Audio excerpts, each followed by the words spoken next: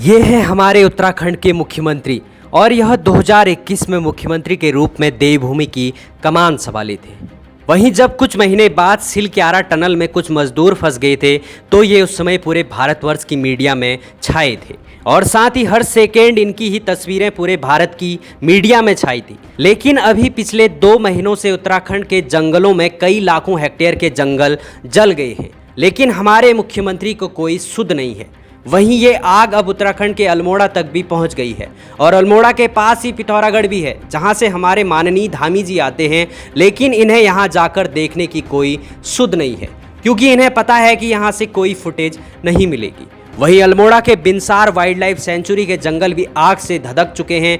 वहीं जब इस आग को बुझाने के लिए वनकर्मी भेजे गए तो उनमें से 4 वनकर्मी मारे गए और 4 गंभीर रूप से घायल हो गए। वहीं यह जो 4 वनकर्मी घायल हुए और 4 जो मारे गए, उनमें से किसी को भी कोई प्रिवेंटिव गियर नहीं दिया गया था।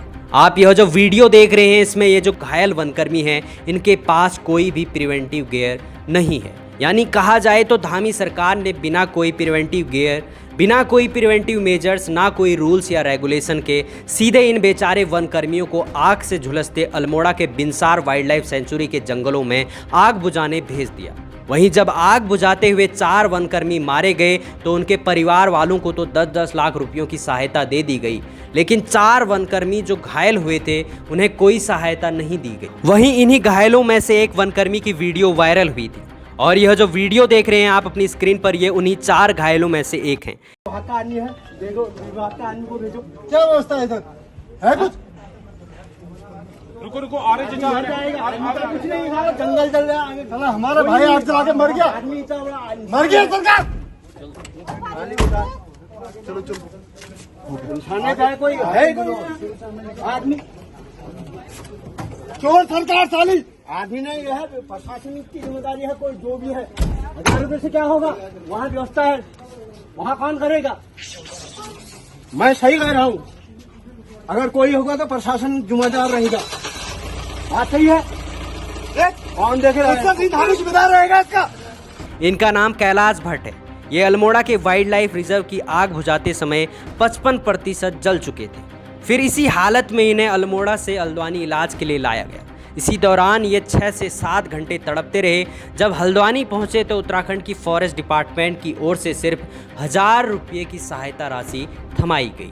यानी 55% तक शरीर का हिस्सा जल गया है और धामी सरकार ने 1000 रुपये का शगुफा दिया है। वहीं धामी सरकार ने लोकसभा चुनावों में करोड़ों रुपये फूके हैं, पर जो वनकर्मी घायल होकर 55% जल चुके हैं, उन्हें सहायता राशि के रूप में सिर्फ 1000 की सहायता राशि दी गई। ये कहाँ का न्याय है? वहीं जब से उत्तराखंड के जंगलों में आग लगनी शुरू हुई है, तब से सबसे ज़्यादा मौतें अल्मोड़ा जिले में ही हुई हैं। वहीं 16 मई से लेकर अब तक पूरे उत्तराखंड में लगभग 9 वनकर्मी जंगल की आग बुझाने के दौरान झुलसकर मर चुके हैं और प्रदेश सरकार चाहती तो ये मौतें नहीं हो सकती थी, क्योंकि यदि इन वनकर्मियों को अगर आग बुझाते समय कोई प्रोटेक्टिव गियर दिया होता तो इनकी जानें बच सकती थी।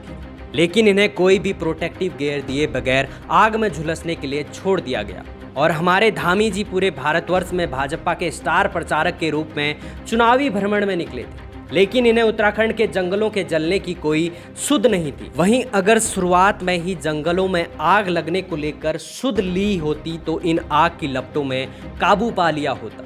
वहीं दूसरी ओर प्रदेश के फॉरेस्ट डिपार्टमेंट को भी सांप सूंघ गया है। उन्होंने भी अभी तक जंगल की आग को बुझाने के लिए कोई मैकेनिज्म तैयार नहीं किया है।